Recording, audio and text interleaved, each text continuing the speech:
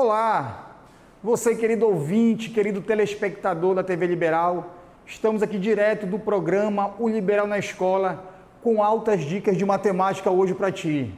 Eu sou Júnior Brito, sou professor de matemática e vim aqui para te dar alguns toques que vão te ajudar muito na prova de matemática do Enem de 2021.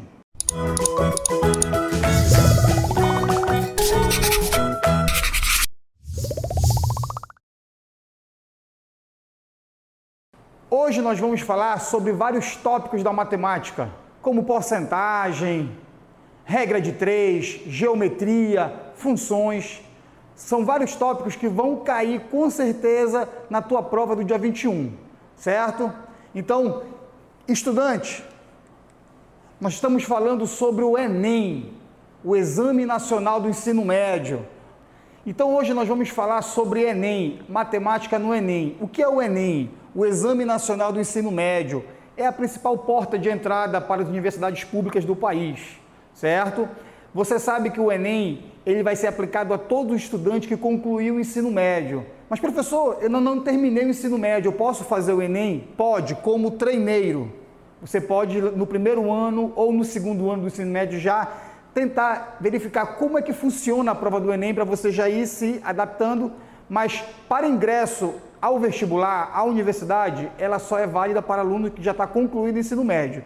E esse ano, as provas serão no dia 21 e 28. No nosso caso, a matemática será no dia 28, certo? São 45 itens de matemática no Enem, tá? Pessoal, matemática e suas tecnologias, ela é composta por 7 competências. Competência 1, nessa competência você tem 5 habilidades. Na competência 2, 4 habilidades. Na competência 3, 5 habilidades. Na competência 4, 4 habilidades. Na competência 5, 5 habilidades. É muito importante você, estudante, conhecer as habilidades que o Enem vai te cobrar.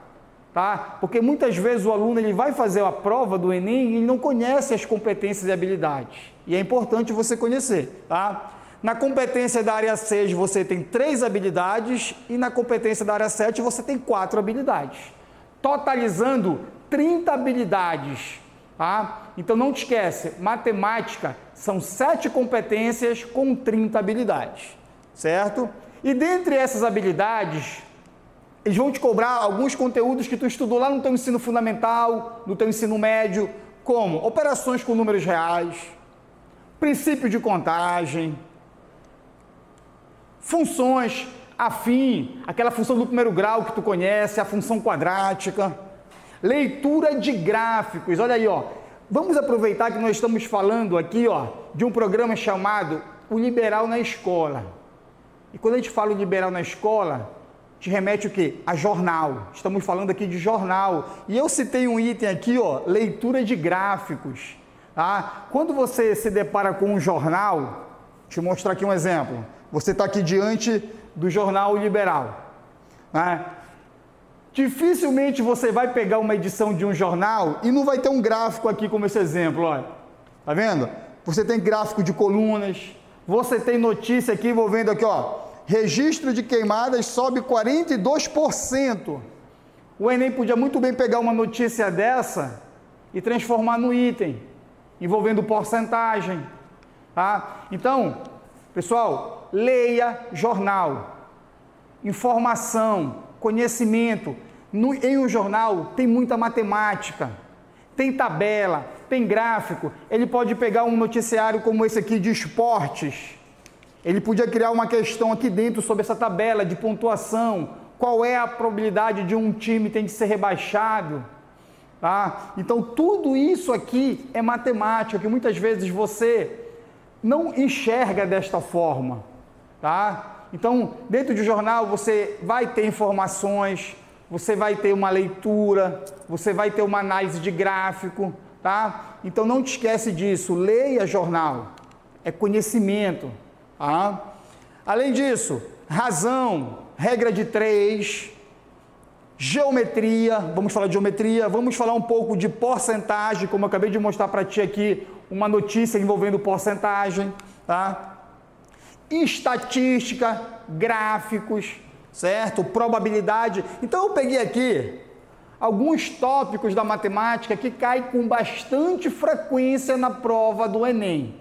Não te esquece que tu vai fazer 45 itens da prova, tá?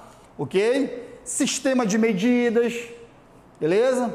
Então, querido estudante, o que a gente vai fazer agora? Vamos exercitar. Matemática é exercício.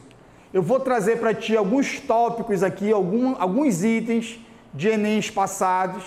Vou te dar muitas dicas para que você não perca tempo resolvendo o item, que muitas vezes você perde muito tempo resolvendo um item no Enem e não consegue resolver os 45. Aí fala assim, poxa professor, é muito item, eu não consegui, não deu tempo.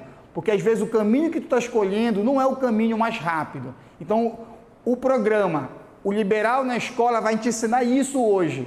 Como você resolver itens de Enem de uma forma correta e bem mais dinâmica. Tá? Aí, olha esse primeiro item que eu trouxe para ti aqui. Ó. Esse item eu elaborei de acordo com dados reais. Esse item aqui não foi de uma prova de Enem, mas poderia estar numa prova de Enem hoje. Que é a questão dos refugiados. Né? Se falou muito disso, sobre a questão do Afeganistão. Então eu trouxe para ti hoje um item bem importante, ó, envolvendo porcentagem. Esse item aqui, ele não foi da prova do Enem. Eu criei esse item só para te ver como é que ele poderia contextualizar uma situação que ocorreu há pouco tempo, né, que é a questão dos refugiados, e ele trazer para uma prova de Enem, tá? Então acompanha comigo aqui, ó. Ao término de 2020, de acordo com o relatório de tendências globais da ACNRU, o mundo atingiu um número recorde de 82,4 milhões de refugiados, beleza?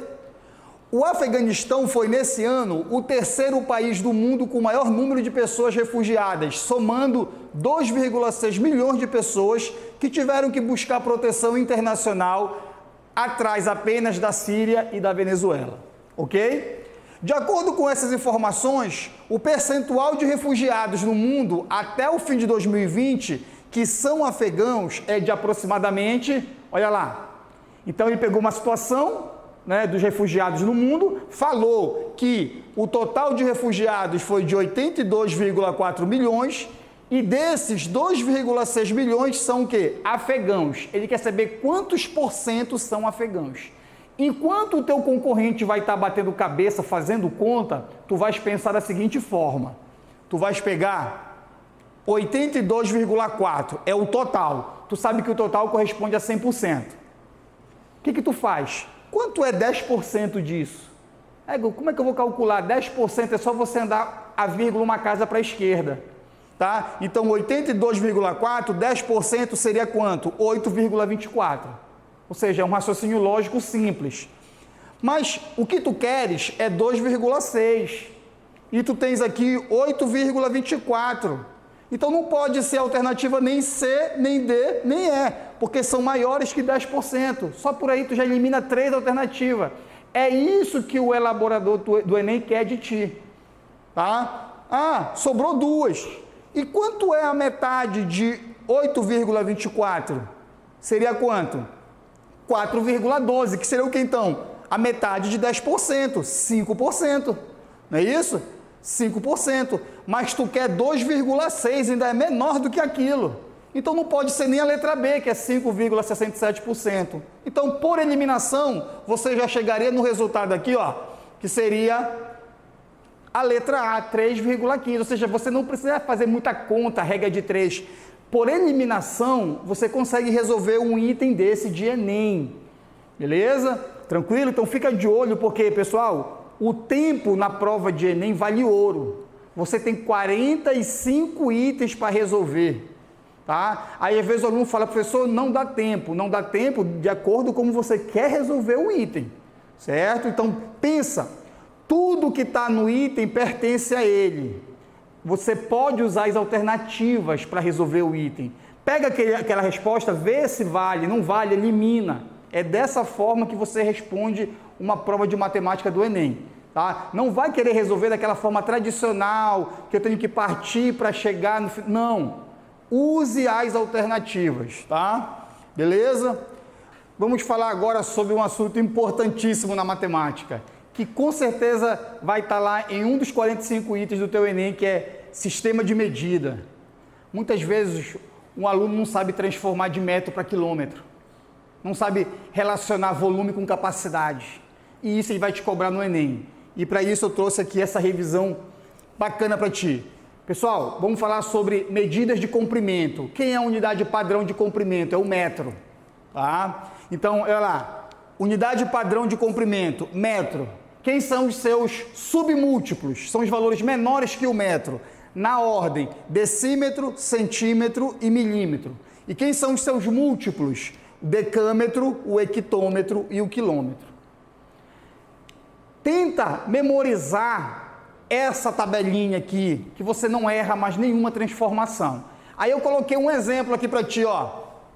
Como é que eu ia transformar 6,678 decâmetros em decímetros? O que tu faz? Tu vem na tabela. Tá aqui o decâmetro, ó. Tá aqui o decímetro. Então tu quer sair daqui e chegar aqui, ó. Tu vai andar quantas casas? 1, 2. Em que sentido? Para a direita. Então a tua vírgula, ela vai andar 2 casas para a direita. Tá? A vírgula vai sair daqui, ó. 1, 2. Então fica 467,8 decímetros. Dessa forma você transformou de decâmetro para decímetro. Então, se você lembrar dessa tabela, você não erra nenhuma transformação. Agora não te esquece que a gente está falando de comprimento, tá? Comprimento é só uma dimensão. Se eu falo de superfície, eu já estou falando de área. Professor, os nomes são os mesmos, só que é tudo ao quadrado agora. Falou em área, metro quadrado, decímetro quadrado, centímetro quadrado, milímetro quadrado, beleza? Agora vai ser tudo ao quadrado. E quando eu transformo? Quando você transforma, olha a diferença agora. Cada casa que você anda na tabela, a tua vírgula vai andar 2 casas no número. Você duplica. Como assim, professor? Um exemplo, se você for transformar de milímetro quadrado para decímetro, você vai andar 1, 2 casas para a esquerda. A tua vírgula vai andar 4 para a esquerda. É sempre o dobro, tá? E se for área. Se for volume, a reza é a mesma, só que tu triplica, tá? Tu conta quantas casas anda na tabela e no número você triplica, beleza? Então, comprimento, superfície e volume. Com certeza vai cair alguma coisa na prova do Enem que envolva essas medidas aí.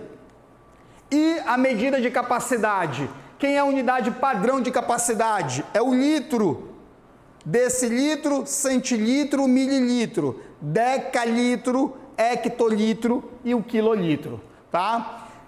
Volume, capacidade. Agora eu vou relacionar as duas e vou te mostrar como caiu no Enem do ano passado. Olha lá. 1 centímetro cúbico corresponde a 1 ml, ou seja, é a mesma coisa. Então, se tu tem centímetro cúbico e quer trocar por mililitro, você não mexe no número, tu só faz trocar as unidades sem alterar o número. Um exemplo, tu tem 20 mililitros, tu tem 20 centímetros cúbicos, é a mesma coisa. 1 decímetro cúbico é a mesma coisa que 1 litro.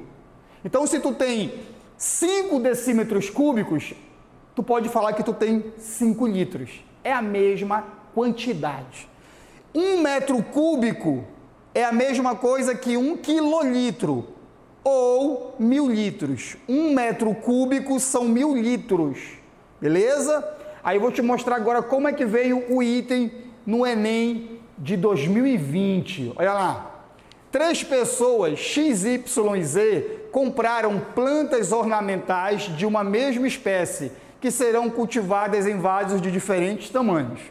O vaso escolhido pela pessoa X tem capacidade de 4 decímetros cúbicos. Está vendo já aí, ó? 4 decímetros cúbicos. O vaso da pessoa Y tem capacidade de 7.000 centímetros cúbicos. E o da pessoa Z tem uma capacidade de 20 litros. Tu percebe que já misturou tudo. Aqui ele deu decímetro, aqui ele deu centímetro cúbico e aqui ele deu litro. Após um tempo do plantio das mudas, um botânico que acompanha o desenvolvimento delas realizou algumas medições e registrou que a planta que está no vaso da pessoa X tem 0,6 metros de altura. Já as plantas que estão no vaso de Y e Z têm, respectivamente, alturas medidas 120 centímetros e 900 milímetros. Misturou tudo, metro, centímetro e milímetro. O vaso de maior capacidade e a planta de maior altura são, respectivamente... Então, tu percebe que aqui ele deu 3 capacidades, aqui ele deu 3 alturas. Ele quer que tu diga qual é maior.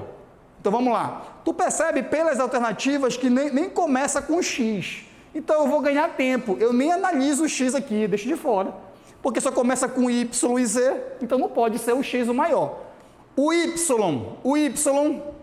7.000 centímetros cúbicos. Acabei de falar para ti que o centímetro cúbico é a mesma coisa que o mililitro. Então, 7.000 centímetros cúbicos são 7.000 ml, que é a mesma coisa que 7 litros. Então, a capacidade do Y são 7 litros. Mas a capacidade do Z são 20. Então, tu já sabe que o Z é maior, certo? Então, aqui, ó, a letra A e a letra B tá fora, porque começa com Y. O Z é maior. E o tamanho? Quanto é o tamanho do X? 0,6 metros.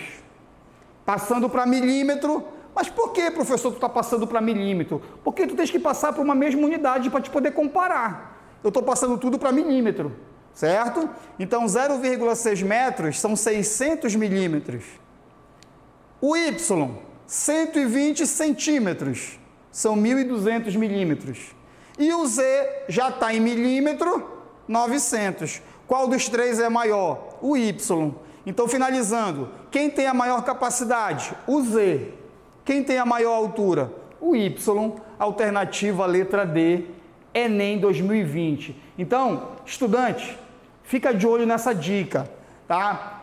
Essa tabela de metro, decímetro, centímetro, milímetro, decâmetro, hectômetro, quilômetro, isso tem grande chance de cair no Enem para ti, beleza? Vamos agora para o nosso próximo item. Vamos agora resolver um item sobre função quadrática. Acompanhe comigo aqui, estudante. Você aí que está aí ligado no programa O Liberal na Escola, fica atento nessas dicas, viu? Isso aqui vai te ajudar muito numa prova. Então vamos lá.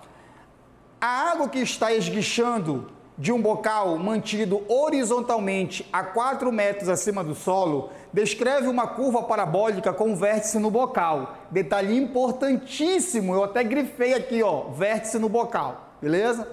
Sabendo-se que a corrente de água desce 1 metro, medido na vertical, nos 10 primeiros metros de movimento horizontal, conforme a figura a seguir. Podemos expressar y como uma função de x através da equação. Qual é o grande erro do candidato numa prova dessa? Que ele quer montar a função. Pessoal, de novo vou repetir o que eu falei para ti agora há pouco. As alternativas, elas pertencem ao item, então use as alternativas. Ele está falando que isso aqui é uma parábola. Então vem comigo aqui, vamos lá. Acompanha aqui, eu ampliei aqui a figura para te enxergar melhor, ficar bem clara a explicação. Tu tens aqui uma parábola. O que é uma parábola? É um gráfico de uma função quadrática, a conhecida função do segundo grau. Então acompanha comigo aqui, ó. Como é uma função do segundo grau? Só para você lembrar, você já estudou isso. Y é igual a ax quadrado mais bx mais c. Isso é uma função do segundo grau, a função quadrática. Os coeficientes a, b e c são números reais. E tu sabe que o a ele não pode ser zero, porque senão a função não é mais quadrática. Esse a ele pode ser positivo ou negativo. Se ele for positivo, o gráfico vai ter uma concavidade voltada para cima. Se o a for negativo, a concavidade é voltada para baixo. Pela trajetória da água, tu percebe que a concavidade da parábola é para baixo. Tá vendo aqui, ó? É como se a parábola fosse aqui, ó. Então, a abertura dela tá para baixo.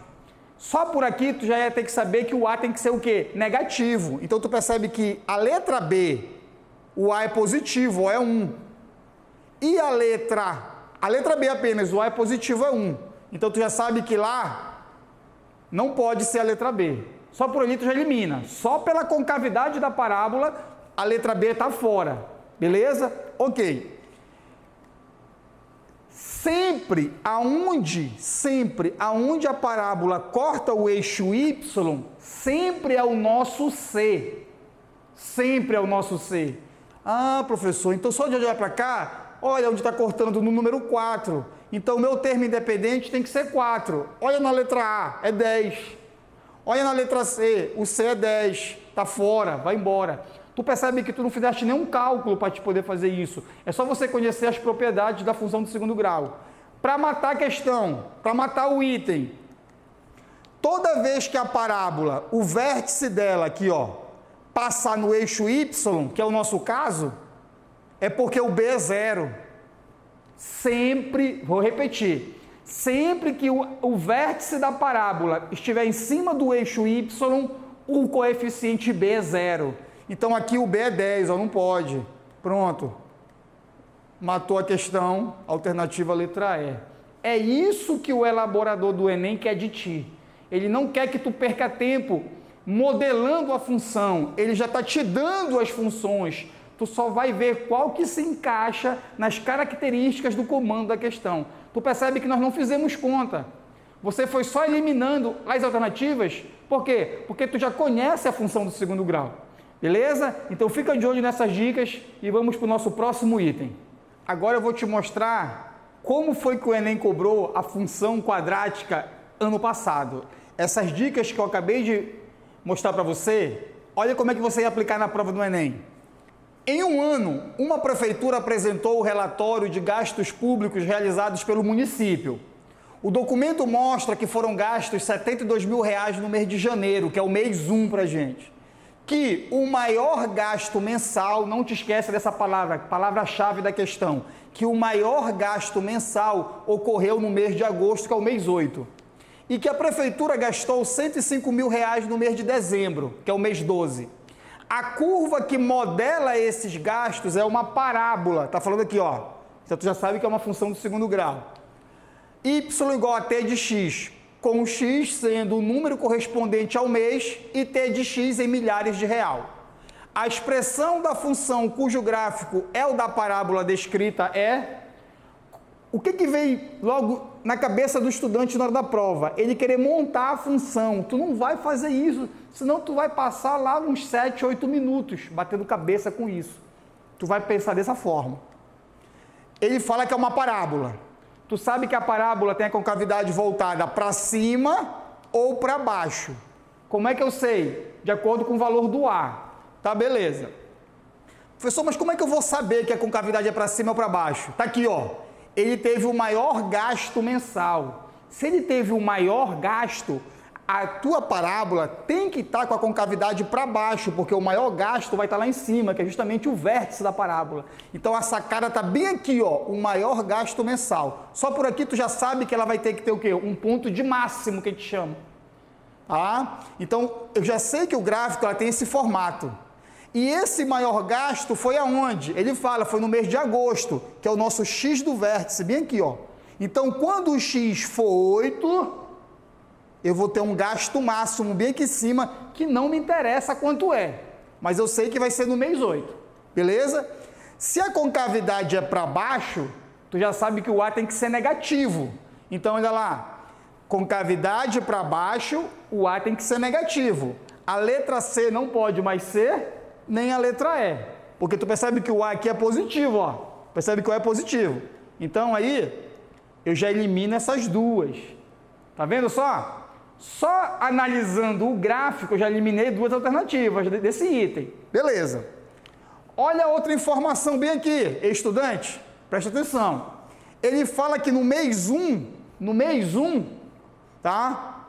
O gasto foi de 72 mil. Então, presta atenção. Pronto, com essa informação, tu resolveu o item. Por quê? Quando o x for 1, a imagem dele no gráfico vai ser 72. E eu acabei de falar para você no item anterior que aonde a parábola corta o eixo Y é o C, é o nosso termo independente. Se aqui é 72, a parábola não está passando no 72, ela está passando abaixo do 72. E olha aqui, ó, 87, não pode o C ser 87, o C está abaixo do 72. Olha aqui, ó, 72, não pode, a parábola não passa em cima do 72. Então só sobra a alternativa 57 aqui, ó, acabou. Esse item aqui, a resposta correta seria a letra A. Tu percebe que tu resolveu ela em menos de 1 minuto. Tu passou mais tempo lendo o comando do que resolvendo. É isso que o elaborador do Enem quer de ti. Ele não quer que tu modele a função. Tu não vai perder tempo modelando a função, senão não dá tempo de você resolver os 45 itens de matemática. É essa a dica que o programa aqui, o Liberal na Escola, está te dando. É para você ganhar tempo. Tempo é ouro no Enem. Põe isso na tua cabeça, beleza? E vamos para o nosso próximo item. Vamos lá, vamos resolver mais um item aqui de matemática, tá? E esse agora envolve juros compostos. Então, eu criei aqui um item para ti, ó. O professor Júnior aplicou um certo capital, a taxa de juro composto de 20% ao ano. Use para os cálculos as aproximações logaritmo de 2, 0,3 e o logaritmo de 3, 0,48. Qual o tempo necessário para que esse capital dobre o seu valor? É de aproximadamente... Então vamos lá, vamos pensar. Professor, apareceu uma coisa ali, que eu não gosto muito, logaritmo, tem dificuldade. Vamos resolver essa questão sem usar o logaritmo, beleza? Primeiro, tu tens que ter uma noção do que é juros simples e juros compostos. Juros simples é quando a taxa de juros ela é aplicada em cima do capital inicial. E o juro composto, a taxa ela é sempre aplicada em cima do último montante. É o que a gente chama de juros sobre juros. Tá? Ah, eu fiquei devendo aqui, daqui a um mês, já vai calcular em cima dessa minha nova dívida, não em cima do primeiro mês, já em cima do segundo mês. Se eu atrasar o terceiro mês, já vai ser calculado em cima do segundo, não do primeiro. Então dívida de cartão de crédito, dívida bancária, tudo isso é juro composto, beleza? Pensa comigo, mas professor, esse item, ele não deu o capital. Qual foi o capital que o senhor aplicou aí? Não interessa o capital, é para um capital qualquer. Ele quer que esse capital dobre. Ele quer saber depois de quanto tempo, aplicado a uma taxa de 20% ao ano, esse capital vai dobrar. Então você pode atribuir qualquer valor para o teu capital se tu quiser. Tu pode chamar de 10, de 100, de 1000, de X. Eu chamei meu capital de 1. Então eu apliquei hoje 1 e eu quero saber depois de quanto tempo ele vai dobrar a 20% ao ano a taxa de juro composto. Aí tu vais pensar assim, ó. Nós vamos resolver esse item sem usar logaritmo. Eu apliquei o meu capital hoje, ano 0, apliquei o meu 1, certo? Apliquei o meu 1 aqui, ó. Depois de um ano, o que vai acontecer com ele? A 20%. Aí tu vai ter essa ideia aqui, ó. 100% mais 20%. Por que 100%? 100% é o valor do capital que estou explicando. Entendeu? Não interessa o valor. Ele todo vale 100%. Com mais 20 dá 120%. 120% é 120 sobre 100. Cortando zero aqui, ó, vai dar 1,2. Então, essa aqui é a tua taxa de crescimento anual. Então, o que tu vai fazer? Tu aplicou hoje 1, daqui a um ano tu vai ter quanto? 1 multiplicado por esse valor aqui, ó, 1,2. Ou seja, quando você multiplica por 1,2, tu fizestes automaticamente duas contas. Qual foi? Tu calculou quanto é 20% de 1, que é 0,2, e já somou com ele, 1,2, que é o chamado juros sobre juros. Então, daqui a um ano, esse meu capital vai estar valendo 1,2. Já duplicou? Não. Eu quero que duplique. Se eu apliquei 1, eu quero que vá para 2. Quanto vai ter no segundo ano? Aí eu pego o meu capital e multiplico de novo por 1,2. Olha lá. Então, quanto é que eu vou ter no segundo ano? 1,44. Já duplicou? Ainda não. Quanto vai ser no terceiro ano? A mesma coisa. Eu pego esse capital e multiplico pelo 1,2. Olha quanto eu vou ter no terceiro ano. 1,728. Já duplicou? Ainda não. Quanto eu vou ter no quarto ano? Isso multiplicado por 1,2. Opa! Passou. Conseguiu perceber que no terceiro ano era 1,728 e no quarto ano já deu 2,073. Então pronto, acabou a questão. Por quê? Ele quer que duplique. Então, no terceiro ano não duplicou, mas no quarto já passou. Então tem que estar nesse intervalo aqui entre 3 e 4 anos. Aí tu vem para as alternativas, ó. 2 anos não pode, 3 não pode, 4 não pode porque passa. 4 e 9 meses passou muito. Então só pode ser a alternativa C, 3 anos e 9 meses. Ou seja, eu não precisei usar o logaritmo para resolver esse item. Aí tu me fala assim, ah, professor, mas esse item aqui foi o senhor que elaborou. Será que no Enem eles vão me cobrar dessa forma? Agora eu vou te mostrar o próximo item que veio na prova do Enem. Agora eu vou te mostrar como foi que veio um item na prova do Enem. Olha lá, acompanha comigo aqui. Em setembro de 87, Goiânia foi palco do maior acidente radioativo ocorrido no Brasil, quando uma amostra do Césio-137, removida de um aparelho de radioterapia abandonado, foi manipulada inadvertidamente por parte da população. A meia-vida de um material radioativo é o tempo necessário para que essa massa desse material se reduza à metade. Informação importante, pessoal, o que é uma meia-vida de uma substância, tá? Então, repetindo, o que é uma meia-vida? É o tempo necessário para que a massa desse material se reduza à metade. A meia-vida do césio é de 30 anos. E a quantidade restante de massa de um material radioativo após T anos é calculada pela expressão m de T igual a A, que multiplica 2,7 elevado a kT, onde o A é a massa inicial e o K é uma constante negativa. Considere 0,3 como aproximação do logaritmo de 2 na base 10. Tá vendo só? Ele te deu um logaritmo. Qual o tempo necessário em anos para que uma quantidade de massa de Césio-137 se reduza a 10% da quantidade inicial? Professor, um item desse aí ia pegar para o meu lado, porque eu não sei trabalhar direito com logaritmo. Acompanhe aqui, vamos resolver ela em menos de 1 minuto sem usar o logaritmo. Ele está falando o que é meia-vida de uma substância. Meia-vida é o tempo que aquela substância ela vai... Vamos imaginar assim, que se tu fosse tomar um remédio e a meia-vida desse remédio, desse comprimido, fosse de 5 horas. Quer dizer o quê? Que tu tomou ele agora, depois de 5 horas, a metade dele já saiu do teu corpo. Isso é meia-vida, certo? Ou seja, a metade dele já foi embora, tá? Quanto é a meia-vida do césio? 30 anos.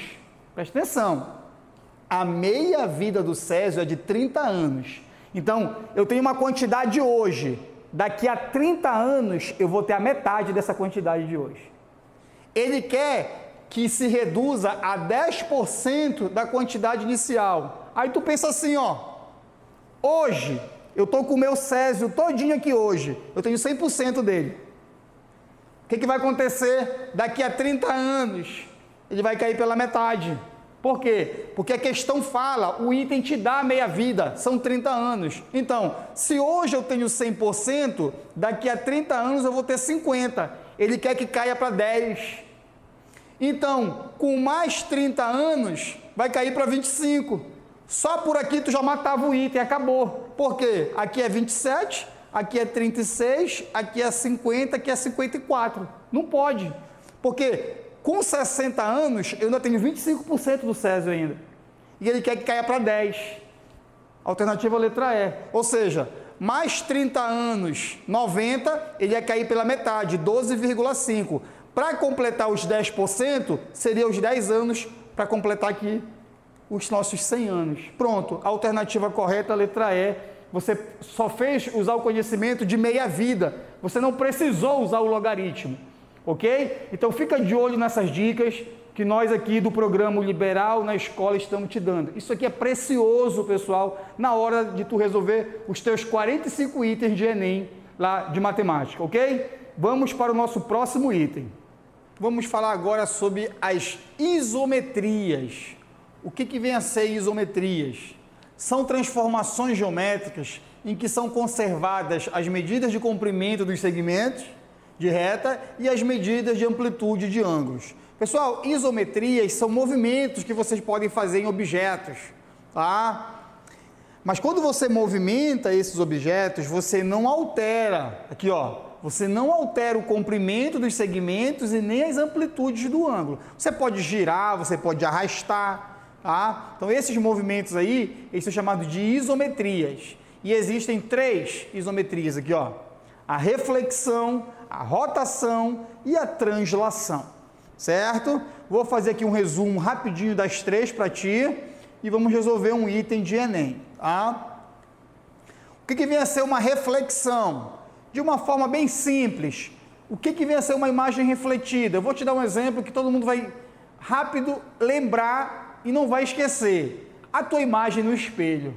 Quando você olha uma imagem no espelho, você enxerga uma imagem refletida, tá? E o espelho é o eixo de reflexão ou eixo de simetria. Então tá aqui, ó. Tá vendo aqui a imagem? Aí eu tenho aqui, vamos imaginar que aqui fosse um espelho. E essa moça está de frente para o espelho. A imagem que ela vai enxergar é a imagem refletida do seu rosto, tá? E o espelho seria o eixo de simetria, ou também chamado de eixo de reflexão, certo? A distância da ponta do nariz dela até o espelho é a mesma distância do espelho até a ponta do nariz da sua imagem refletida, certo? E esse segmento aqui vermelho e esse segmento preto, eles formam 90 graus, são perpendiculares. Então você está diante aqui de uma imagem refletida. Então não esquece mais, reflexão, beleza? Falou em reflexão, tu já lembra da imagem do espelho, tá? Rotação, a rotação é um giro que você vai dar na imagem, beleza? Olha aqui, ó, eu tenho aqui, ó, a logo do nosso programa, o Liberal na Escola, aqui, ó. O que eu quero fazer? Eu vou fazer uma rotação nessa imagem, olha lá. Para te fazer uma rotação, tu tem que escolher 3 coisas, senão você não consegue rotacionar. Primeira, o ponto de rotação.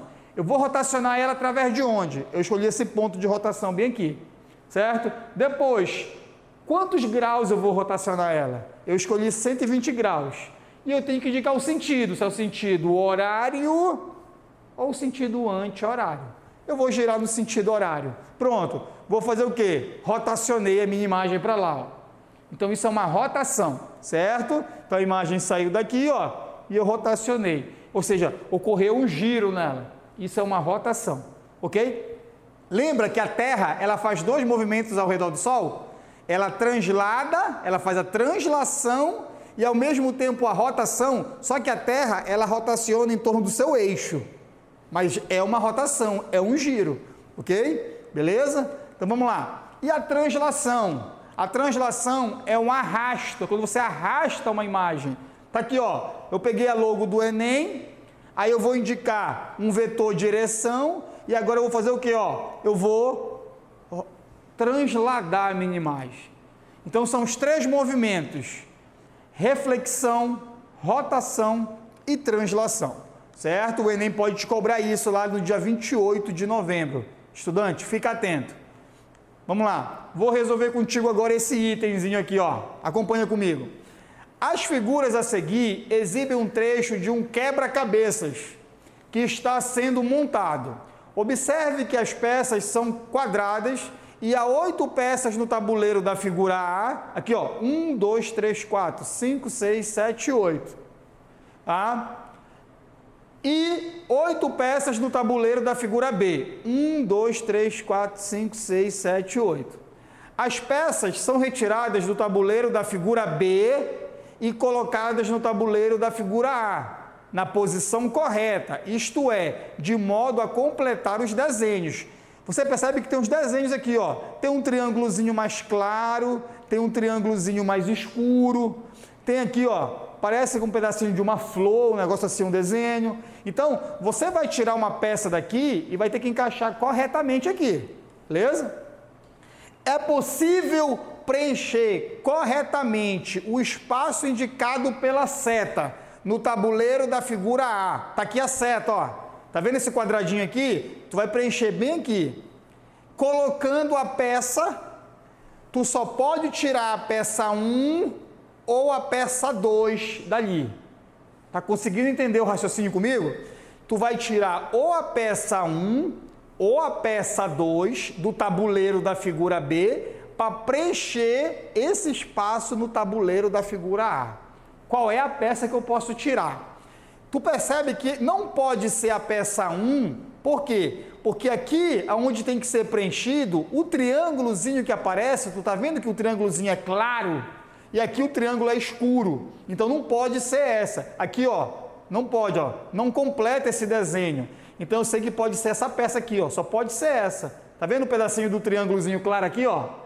Então esse cara tem que encaixar aqui. Tá? Então vamos lá, eu ampliei a imagem para ti, ficar melhor para você perceber, beleza? Tá aqui, ó. Então tu já sabe que tem que ser a peça 2. Só que se eu tirar a peça 2 do jeito que ela tá ali, ó, ela preenche? Não, porque a parte clara ficou para baixo. O que eu faço? Eu dou um giro nela, ó. Eu rotaciono ela em quantos graus? 90 graus. Em que sentido eu rotacionei? No sentido anti-horário. Então a resposta seria o quê? A peça 2, após girá-la 90 graus no sentido anti-horário. Então isso aí foi uma questão, foi um item de Enem sobre isometrias. Então fica de olho que isso pode ser cobrado lá no dia 28 de novembro na tua prova e com certeza tu não vais errar porque você está acompanhando aqui as nossas videoaulas, te dando essas dicas importantes sobre matemática. E fica de olho na nossa próxima dica. Vamos falar agora sobre projeções. Falou em projeção, tenha muito cuidado, fique atento, que os itens que caem em Enem sobre projeção não são itens difíceis. É só você ter um pouquinho de atenção. Não te esquece de uma coisa que eu vou te falar agora. Imagina o seguinte, imagina que eu tenho aqui, acompanha aqui antes de eu ir para o item, eu tenho aqui esse objeto, certo? Vou imaginar que esse objeto esteja aqui na minha mão e ele esteja paralelo ao chão, paralelo ao teto, tá? O que vai acontecer se eu projetar esse objeto no chão? Ao projetar esse objeto no chão, eu vou enxergar o quê? Um desenho com formato quase de um segmento, certo? Consegue perceber? Ou seja, esse desenho vai estar projetado no chão. Agora, se eu projetar esse objeto naquela parede, já não vai dar o mesmo desenho, certo? Porque vai ser mais ou menos um ponto ali naquela parede. O que vai aparecer lá vai ser isso aqui, ó, na parede. Não vai ser a mesma coisa que eu projetar no chão. Então, toda vez que falar em projeção, pessoal, você tem que se imaginar estando de frente ao plano que está sendo projetado. Beleza? Tranquilo? Então, olha lá. Vamos resolver esse item do Enem aqui para ver se tu consegue entender. O Museu do Louvre, localizado em Paris, na França, é um dos museus mais visitados no mundo. Uma de suas atrações é a pirâmide de vidro, construída no final da década de 1980. A seguir, tem-se na figura 1 uma foto da pirâmide de vidro do Louvre e na figura 2 uma pirâmide reta de base quadrada que a ilustra. Então aqui, ó, é o desenho, é a foto original da pirâmide de vidro e aqui você tem uma pirâmide de base quadrada, é um sólido geométrico, tá? Que representa essa pirâmide. Vamos lá, olha aqui que ele marcou o ponto A aqui na base da pirâmide, marcou o ponto B no vértice da minha pirâmide, marcou o ponto C nessa aresta e marcou o ponto D nessa outra aresta. Aí ele fala assim, ó, considere os pontos A, B, C, D, como na figura 2, aqui, ó, tá? Suponha que alguns reparos devem ser efetuados na pirâmide. Para isso, uma pessoa fará o seguinte deslocamento. Primeiro, partir do ponto A e ir até o ponto B, deslocando-se pela aresta AB. Segundo, ir de B até C, deslocando-se pela aresta que contém esses dois pontos. Terceiro, ir de C até D, pelo caminho de menor comprimento. E o quarto, deslocar-se de D até B pela aresta que contém esses dois pontos. A projeção desse trajeto da pessoa no plano da base da pirâmide é melhor representada por... professor, ficou muito confuso. Como é que eu vou fazer isso? Olha para cá. Eu ampliei para ti aqui a imagem para ficar melhor para te visualizar. Está aqui a pirâmide. O que tu tens que imaginar? Presta atenção. Ele quer que tu projete no plano da base. Ele quer que tu projete no chão. Então, tu tens que te imaginar como se você estivesse em cima da pirâmide, olhando para baixo. Certo? Conseguiu compreender? A minha pirâmide está aqui, Eu tenho que imaginar todo esse trajeto, eu estando aqui em cima, olhando de cima para baixo. Mas por que, professor, de cima para baixo? Porque ele quer que tu projete tudo isso no chão, no plano da pirâmide, na base da pirâmide. Então, acompanha comigo o desenho aqui, Tu consegue perceber que essa visão é se você olhar a pirâmide aqui de cima? Olha lá, o vértice B vai estar bem aqui, Tá vendo a base quadrada? Tá vendo a base quadrada? Tá vendo o vértice B aqui em cima, O ponto A lá embaixo na base, o ponto C aqui, e o ponto D bem aqui. Então, essa é a visão se tu enxergar essa pirâmide de cima para baixo. Aí vem comigo. Primeiro, ele parte do ponto A e vai até o ponto B, deslocando-se pela aresta AB. A aresta AB está aqui, Então, ele vai fazer essa trajetória. Tá vendo aqui, Apareceu um segmentozinho verde, beleza? Então, eu vou traçar todo o segmento que ele vai andar. Vamos lá. Ele andou aqui. Depois, ele foi de B até C, deslocando-se pela aresta que contém esses dois pontos. Aqui, B para C. Olha o que ele fez, olha. Beleza? Depois ele veio de C até D. Aqui, pelo caminho de menor comprimento. O menor comprimento é uma reta. É um segmento de reta aí, Beleza? E por último, ele foi de D até B. Subiu aqui e chegou. Tá aí, Então, se você olhar de cima para baixo, o que tu vai enxergar é isso aqui de verde, que seria a alternativa o quê? C. Olha o desenho, Letra C. Beleza? Então, dica importante. Falou em projeção, tu tens que te imaginar estando no plano à frente aonde está sendo projetado o teu desenho. Ok? Dica importante, pode cair lá no teu Enem. E vamos para o nosso próximo item. Vamos falar um pouco agora sobre gráficos. Pessoal, a leitura de gráficos é muito importante. Você encontra gráfico em várias situações. A prova do Enem pode cobrar gráfico, com certeza vai cair algum gráfico.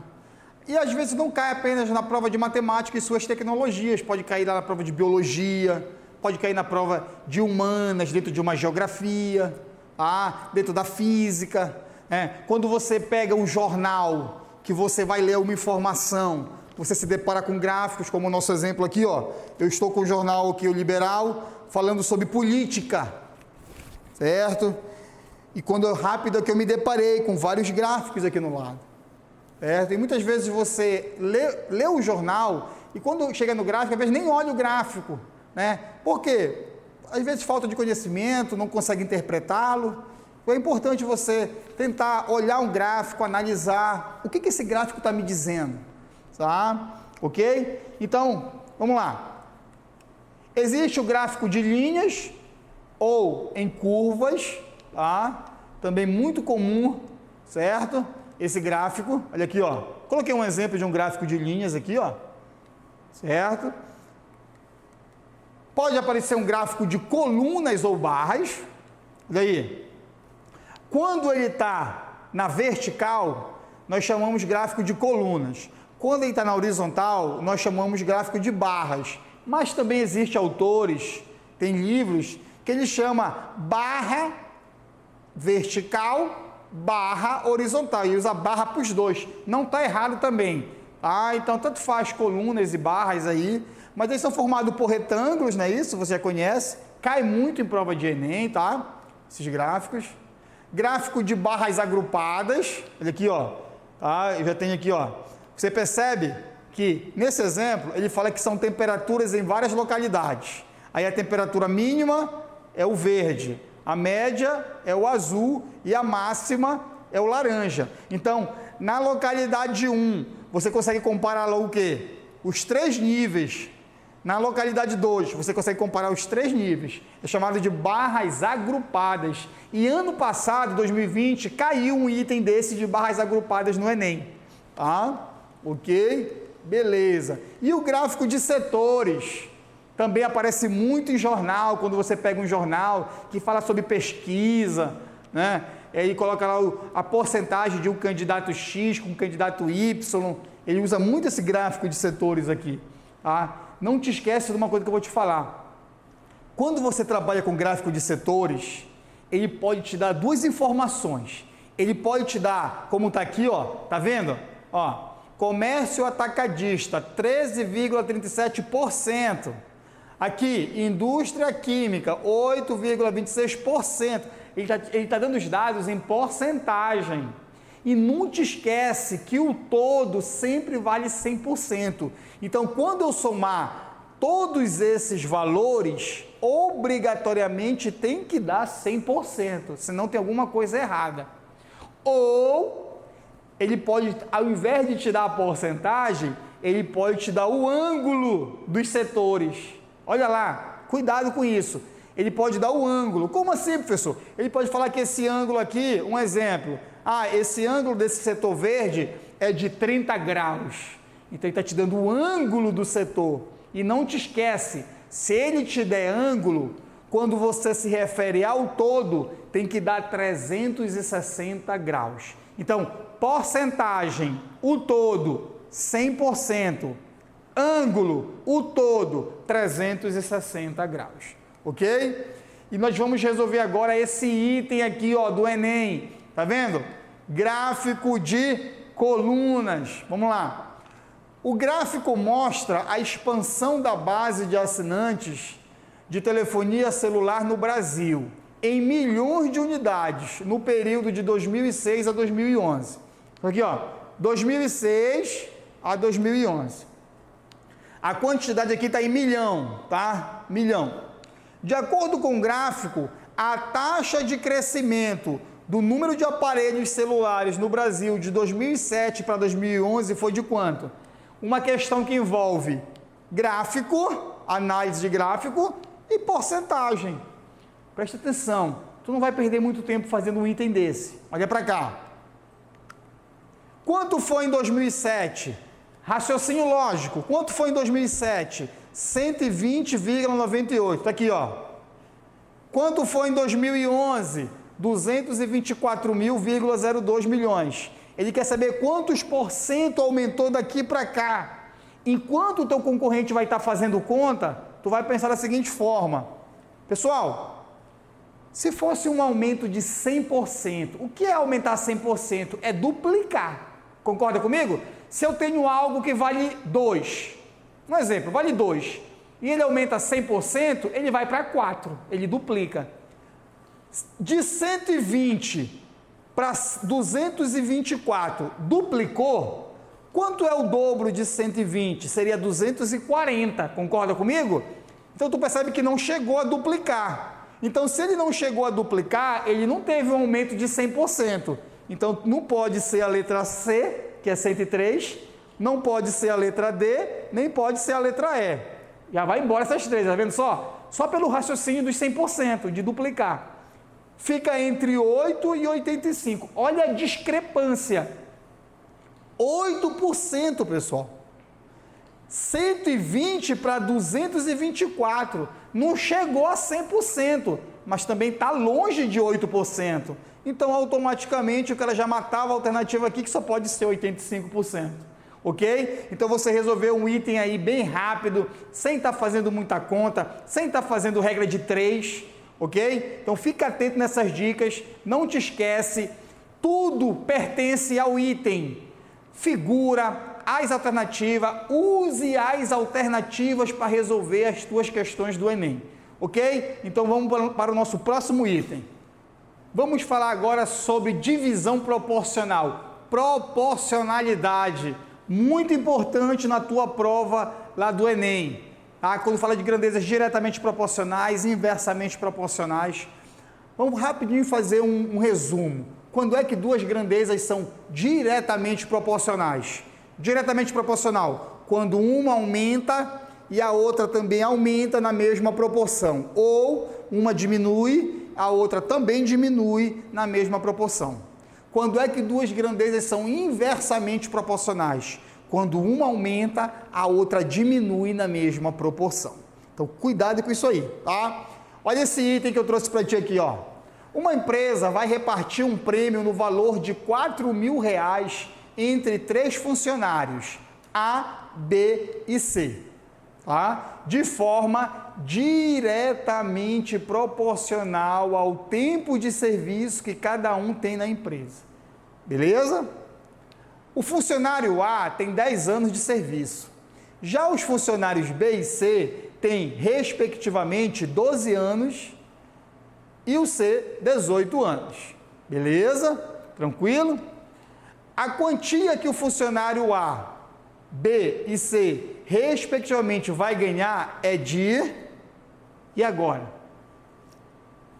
Ele vai, presta atenção, ele vai dividir esses 4.000 em partes diretamente proporcionais ao tempo de serviço. Isso quer dizer o quê? Que quem tem mais tempo de serviço vai ganhar mais. Isso é uma divisão direta. Fica atento, porque às vezes, pessoal, isso aqui é uma situação que pode acontecer no teu dia a dia, né? Vamos esquecer um pouco a prova do Enem, tá? Às vezes tu vai montar um negócio com alguém, tu vai entrar numa sociedade, aí tu precisa fazer uma divisão. Eu entrei com tanto, aí no final eu tive um lucro. Como é que a gente vai fazer divisão? Às vezes ele não sabe fazer uma divisão simples. Então acompanha comigo aqui, ó. Para te fazer uma divisão diretamente proporcional, eu vou te ensinar rapidinho aqui, ó.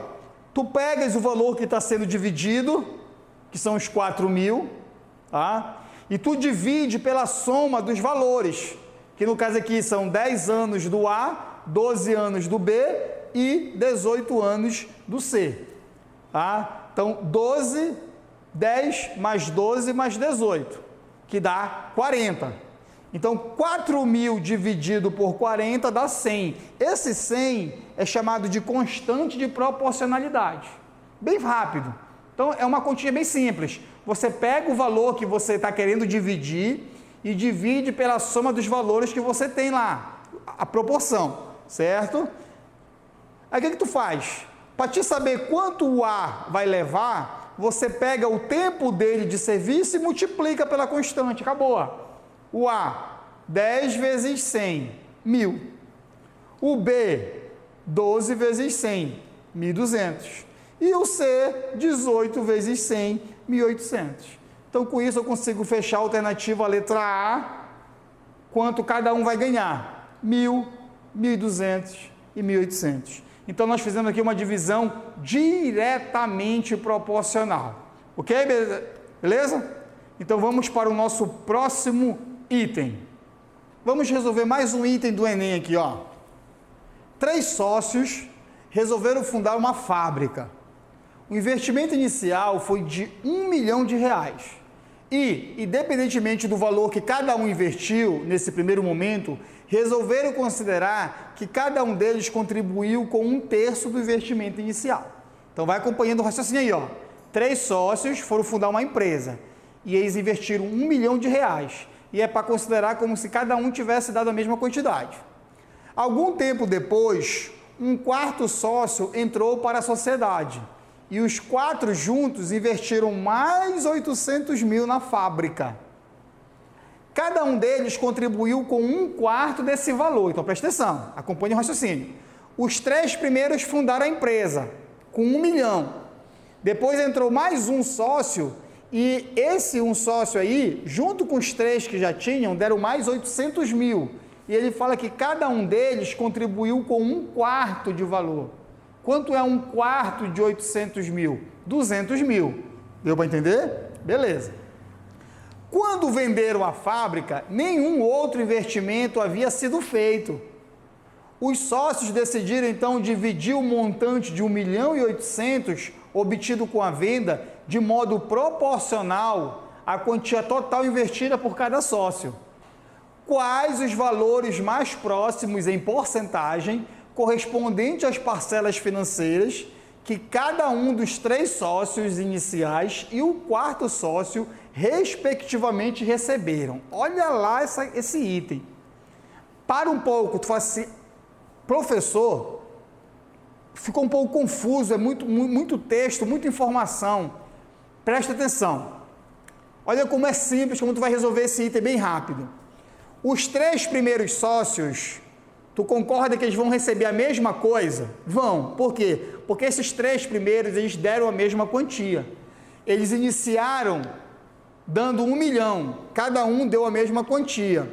Quando foi para os 800.000, cada um deu 200.000. Por quê? Cada um deu 1/4 do valor. Então, finalizando, esses 3 primeiros sócios, eles vão receber a mesma coisa, porque ele quer saber a porcentagem.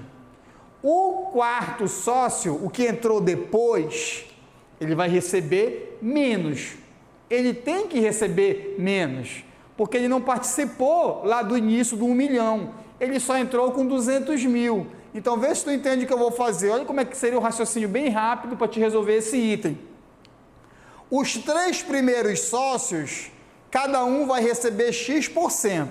Cada um, tá? E o 4º sócio vai receber uma quantia Y. Tu concordas comigo que quando eu pegar esse X e multiplicar por 3 e somar com Y, tem que dar 100%? Não entendi, professor. Por quê? Porque esse X aqui é quanto cada um sócio lá dos 3 primeiros vai ganhar. E esse Y é quanto o 4º vai ganhar. Então, somando tudo, é justamente 1.800.000. Ou seja, é 100% do que está sendo dividido. Só por aqui, tu já percebe o seguinte.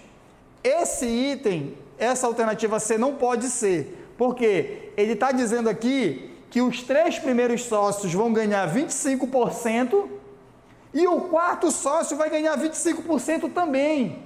Ou seja, ele está dizendo aqui na letra C que os 4 vão ganhar a mesma coisa. Não pode. O 4º sócio tem que ganhar menos. Ele entrou depois na sociedade. Então, por aqui, tu percebe que não pode. Ah, professor, mas aqui, se eu pegar o 25 e multiplicar por 3 e somar com 25, dá 100. Dá, mas esse cara aqui não pode ganhar a mesma coisa desses, porque esses aqui investiram mais. Então, isso aqui em porcentagem está errado, não pode. Outra coisa, olha aqui, essas duas alternativas não pode ser. Por quê? 12,96%, se tu multiplicar 3 vezes e somar com 13,89, não dá 100%, está longe. Concordas comigo? Pela lógica, 12 aqui, ó, arredonda para 13. 13 vezes 3 vai dar 39. Somando com isso, ixi, está longe de 100%. A mesma coisa a letra D. Então está fora de lógica. Tu já elimina essas duas. Fica na dúvida dessas duas aqui, ó. Certo? O que a gente vai fazer? Eu vou ver quanto é que o 4º sócio vai ganhar na proporção. Olha lá. O 4º sócio, ele investiu quanto? O 4º sócio, ele investiu 200.000 de um total de 1.800.000. Eu quero saber quantos por cento, eu só faço dividir. Então, 200.000 dividido por 1.800.000 dá 1/9.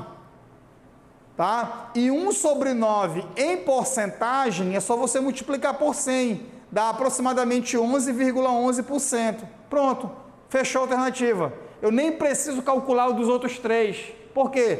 Não tem alternativa que não seja essa aqui, ó, 11,11. Ou seja, a B está fora, a alternativa correta, a letra A, que seria o quê? Cada um dos 3 primeiros sócios levaria 29,6% e o 4º sócio que entrou depois na sociedade levaria 11,11%. E com isso você fez um item de Enem envolvendo porcentagem, de uma forma mais rápida, tá? Você não precisa fazer nem cálculo muito difícil, é só você ter essa ideia de proporção. ok? Então vamos para o nosso próximo vídeo. Beleza, pessoal? Então essa foi nossa aula de hoje. Falamos sobre vários tópicos da matemática aí que pode cair lá na tua prova do Enem, no dia 28. Falamos sobre porcentagem, falamos sobre estatística, falamos sobre gráficos. E, para enfatizar, aonde que eu posso encontrar isso, professor? No meu dia a dia. Aqui, ó, quando você pega um jornal para você ler, você está diante de várias informações da matemática. Você tem aqui, ó, você pode se deparar com um gráfico, tá certo? Aqui, ó.